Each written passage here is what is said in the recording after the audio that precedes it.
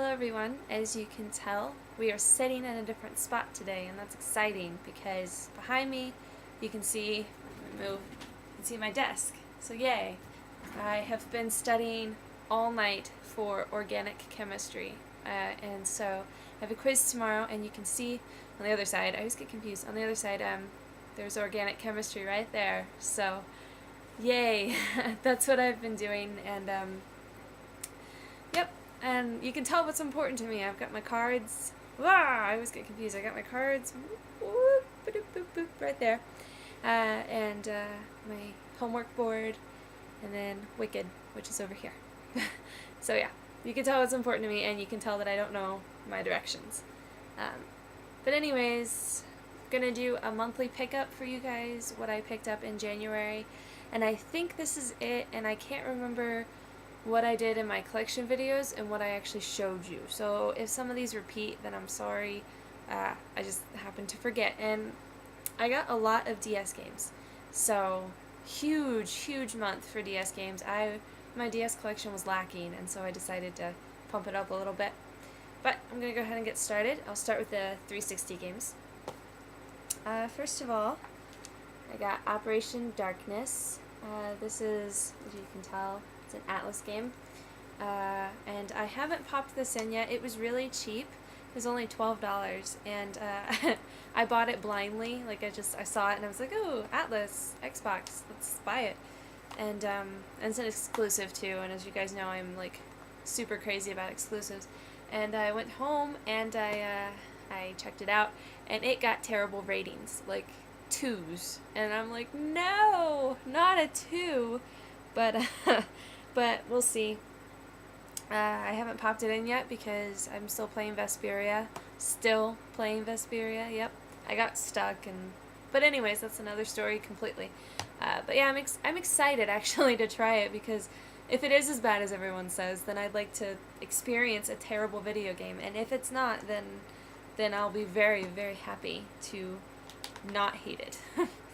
Next we have Infinite Undiscovery, which is an RPG. I went RPG crazy this month, and I didn't know it when I bought it, but this is one that has 2 discs. So, ouch, time commitment. I'm kind of scared now. I wish I would have known that before I bought it. Or maybe I did know that and I just said, whatever, I'll buy it anyways. But I really like the cover art for this. I don't know why. And people were complaining about the name. But, I mean, the name doesn't make sense, but it doesn't bother me. So, maybe if it bothers you, let me know. I'm so interested why people complain about it. I mean, it makes absolutely no sense. Infinite Undiscovery, what? Okay, but. And it sounds good. I haven't played it yet because I've been playing Vesperia, and it's sucking away all my Xbox time. Right, finally, for the 360, this is the last game. Actually, it was the first one that I picked up, but the last one I'm showing you. And that is Eternal Sonata. Now, I'm kind of bummed about this one because I searched for it because I couldn't find it anywhere. And I bought it, and as you can tell, the receipt, it's incomplete. And that made me so sad. And I went back and tried to exchange it for one that had a booklet, but they don't have one that has a booklet. And they called, I don't know how many GameStops, because I bought it at GameStop, of course, and none of them have booklets. So apparently, Eternal Sonata, either they didn't make a booklet for it, which, I don't know, I didn't do research, or it's really hard to find. So, but yeah, those are my pickups for the 360. And now let's get to the DS, which are a lot more, and a lot of Atlas games this month too. I don't know what it was, but I was on an Atlas kick, because I played one of their games and I'm like, oh, this is awesome, they're so unique. And I wanted to get a bunch of others, but okay, Legacy of Ys, books 1 and 2. As you can tell, I don't have the cover art, and I'm so bummed about that, but if you can see the price, it was $16.99. Cover art was $30. So I was like, okay, well, $16.99. I really wanted to play the Legacy of Ys. I haven't played it. It's a remake from, what was it on first? The PC? I don't even know it was on first. It was like one of the first RPGs, right? I'm not sure, but I wanted to play it, so I picked it up anyways, and that is the only game on the DS that I have without cover art.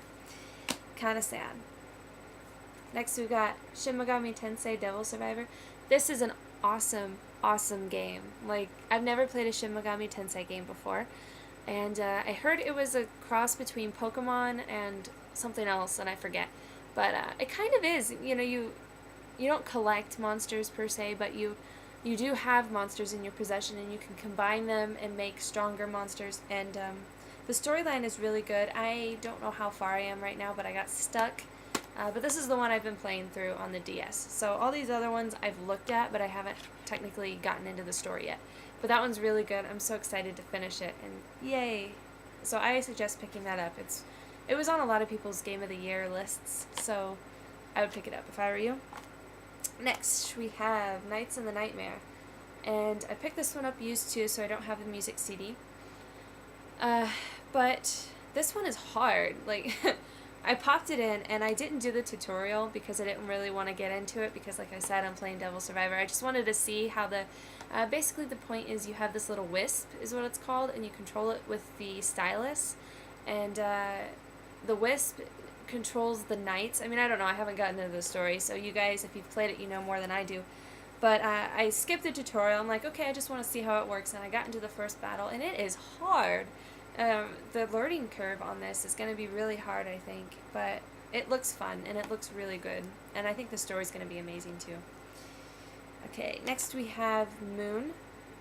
This is a first-person shooter on the DS. It's the only one I have, and it's interesting. I mean, it's a first-person shooter, and the controls are pretty good for it, and I don't know, sometimes moving him is a little awkward, but other than that, it's okay. I haven't gotten too far into it yet, mainly because I suck at shooters and I don't play them very often, but it is an interesting experience on the DS.